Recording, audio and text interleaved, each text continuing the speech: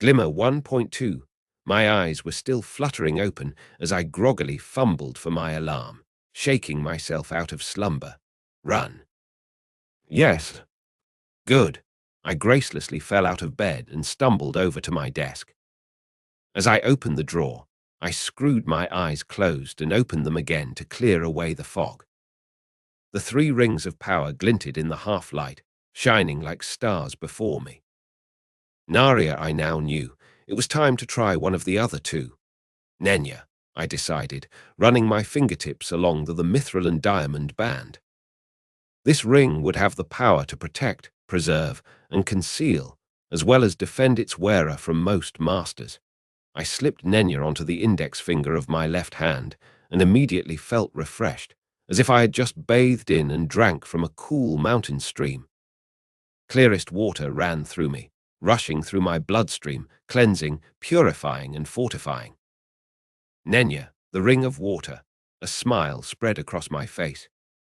I bounced on the balls of my feet, reveling in the smooth grace I felt in every muscle. Then I rolled my shoulders, turned and dashed out of the room, my feet making barely a sound on the wooden floor. Dad was awake when I got back. I didn't hear you leave, he told me over the sound of frying eggs. Have a good run. Yeah, I said. It's getting easier every day. Too easy, even. I should maybe start earlier or go for another run in the afternoon. Well, I'm glad you're enjoying it, but don't you think starting even earlier might be pushing it? Dad's brows were furrowed and the corners of his mouth were turned down in worry. It's already still dark out when you leave. True, I admitted. Of course, with a ring of power on my finger, I wasn't exactly afraid of muggers or petty criminals. Even so, there's no reason to worry, Dad. You're probably right. Maybe I'll go for a run after school instead. How is school, by the way? Dad asked, hesitating slightly on the question as he brought the skillet of scrambled eggs over to the table and set them down. Still the same, I shrugged and gave him a smile. Depends on what you mean, I said, serving myself a helping with the spatula. They're still doing it, if that's what you're asking. I glanced out the window for a moment. Why tell him? Nenya curled comfortingly around my finger. Not advising me, simply promising support regardless. I had a bit of an epiphany yesterday, I said eventually. Oh, really? Dad asked, a faint smile coming to his lips and clearing away the lines of care for a moment. I nodded. They really can't hurt me, I said, choosing my words carefully. What do I care what a bunch of stupid kids say? They pulled off the locker. I saw Dad wince as I turned back to him. Once, but they won't manage again. I won't let them. Dad looked concerned again. It's good to hear you standing up for yourself, Taylor, but what if they gang up on you? I smiled at him. I won't let them. With Nenya on my finger, it really was that simple. As I finished my meal, I thought about my plans for that night and considered what I still had to prepare. Nenya was a wonderful thing, and my costume/armor was great. But if I was going to be a superhero, I needed a complete image. I needed a weapon. As I returned to my room, already summoning my hammer and anvil, I found myself smiling at the thought. I was a tinker, and I had ideas. One such idea would see me going out later that day for a long piece of wood. Rather than buy an overpriced plank from a hardware store, I went out to the nearest park and grabbed an oaken branch which had fallen off of a tree. I brought it home to carve and used the bladed back end of my hammer to carve a long cylinder out of it, which I then sanded and varnished until it shone. By the time I finished that, it was getting dark. I'd have to add the blade tomorrow. I took the haft and hid it in the closet before dinner. I spent the rest of the evening rushing through as much homework as I could before I turned in early, around 8. My alarm was set for midnight. When it rang, I'd pull out my armor and the half-finished weapon and head out with Nenya. It was time to be a superhero. With Nenya, my footsteps passed like slow water passing silently over rocks. It seemed natural that I could leap from the top of one building to the next, or jump down a story without any difficulty. I crept above the rooftops at a crouch, drawing on Nenya's power to conceal me from unfriendly eyes. The night air was cool, and the faint wind coming down from the west kissed my exposed lips and nose. I smelled a faint hint of salt from the sea, as always, but mixed within it with a sense of the day, still lingering on the breeze. Car exhaust, sweat, various foods, and sundry other smells.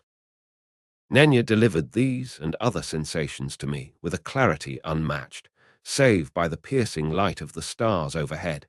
There's nothing quite like deliberately walking into the most dangerous parts of a nearly bankrupt city in the dead of night. My heart was beating just a little faster than usual, and I felt laser-focused. Excitement, and a shade of caution, thrummed across the fine membrane of my skin like goosebumps. As I passed over an alley, the silence of the night broke around me. Voices rose up from below, and Nenya picked the sound out of the air and fed it into my ears. Didn't want to pay his dues, so we're gonna take what he owes us. With interest, I was in ABB territory, so it was no real surprise when I looked over the edge of the building and saw 4 Asian guys huddled together. I glanced across the street. There was a small restaurant there on the ground story, and the loft above it looked like the living quarters of the proprietor. No other businesses were present within sight. I figured the owner had failed to pay the ABB protection money and was now going to get robbed for it. Except, of course, that I was here. Nenya curled about my finger. I agreed. I should at least wait until I was sure. I stayed crouched on the roof of the one-story building as the gangbangers left the alley and stealthily crept over to the shop. One raised a crowbar as they approached the door. That was when I acted. I vaulted over the low facade of the roof and fell the 12 or so feet to the ground. Nenya saw to it that my drop was featherlight. You really shouldn't, I called. They spun around, and oh my, they had guns. Or 2 did anyway. The others were carrying long combat knives. Later, thinking back, I'd conclude that even then I hadn't been scared. Not really. I had Nenya, I had my armor, I had my haft. There was nothing to fear from 4 gangbangers, even if one of them had a pistol and another had a shotgun, but I did stop and think. Who are you, bitch? One asked. Cape, obviously, said another. But alone. You're not a ward, are you, or Empire? Just a little girl playing superhero, picking a fight with the ABB. A third sneered. Big mistake, that, I smiled. We'll see, I said, shifting my grip on the incomplete weapon and beginning to stride forward. The pistol fired, and that was a surprise. I expected them to at least try to negotiate before going for a kill. The boy who fired it looked younger than the others. Perhaps he was new. He was grimacing in fear and nerves. Hell, I knew his face. He went to Winslow, didn't he? Small world. Casually, I slid through the air, the bullet missing my shoulder by almost a foot. Like I said, I told him, grinning slightly, you really shouldn't. Shit, muttered one guy with a knife. Mover dodges bullets. Oh, I'm more than that, I said quietly. Drop the guns and no one has to get hurt. Yeah, I don't think so, said the guy with the shotgun. Like to see you dodge buckshot. Then he fired. Probably I couldn't dodge buckshot. But Nenya was the ring of protection. So I just gestured with my left hand, and a transparent barrier flared to life around me. The shot impacted it with a muted whoomph, setting it rippling in 100 places, like raindrops on the surface of a pond. I smiled at him. Fuck, he said, sounding almost resigned. Drop the weapons, I advised. They looked at each other, hesitating, but after a moment they obeyed. Suddenly the world was swallowed up in darkness. A shadow seemed to pass over the night, deepening it to pitch. Even my sight, enhanced by Nenya to the point that I hadn't bothered wearing my glasses, was muted to nothing. Sound, too, was obscured. I acted. I threw myself backward and clambered back up the wall opposite the shop. The darkness dissipated as I did so, and when I reached the rooftop I spun, my eyes darting from one place to another, looking for the cause. There, just outside the cloud of shadows, taking cover behind a dumpster, were three people. Two girls and one guy, a little older than me, by their body shapes. The guy was clad in a white Renaissance affair, richly embroidered, with a scepter in his hand and a pale jester's mask. He was tall and thin, and his hair was brown. One of the girls was a blonde, wearing a purple bodysuit and domino mask.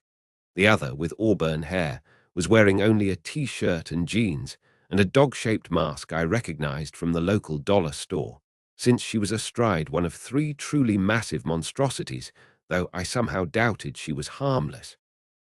What even are those things? I wondered. Projections. I leapt from one rooftop to the next unnoticed, approaching them. I heard them as I got close. New hero, I think, said the girl in purple. She sounded frustrated. Couldn't really get a read on her. My power just slipped off of her. Hard to explain. It's like she was hiding in plain sight, or something. I considered that.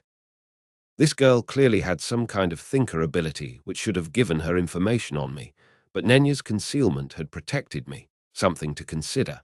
I quietly dropped into an alley near them and crept up behind them, hiding myself with Nenya. Soon I was among them, so I drawled. What are you people up to? Jesus fucking Christ. The guy in white dove away, even as the girl on the animal whistled. Hurt, she ordered. Oh fuck. The two other things, dogs, the girl wore a dog mask. Some kind of mutant hounds, leapt at me. I ducked, rolled, and slid out of the way before diving back into the alley. The dog things followed me to the entrance and then blinked, glancing around as though looking for me. I ducked behind a box, but without Nenya, I'd have been easily visible and even more easily smellable. Stranger power, said the voice of the girl in purple grimly. We need to get out of here. I smiled and crept away a little distance before climbing back up the wall to the roof. The darkness had dissipated, and the three had been joined by a fourth, a guy in all black, with a helmet like a skull on his head. Did you manage to get into the shop? The girl in purple was saying. The guy in black shook his head. I came as soon as I heard bitch, he said. What happened? The armored girl, the girl in purple said. She's a stranger, snuck right up into the middle of us. We should get out of here.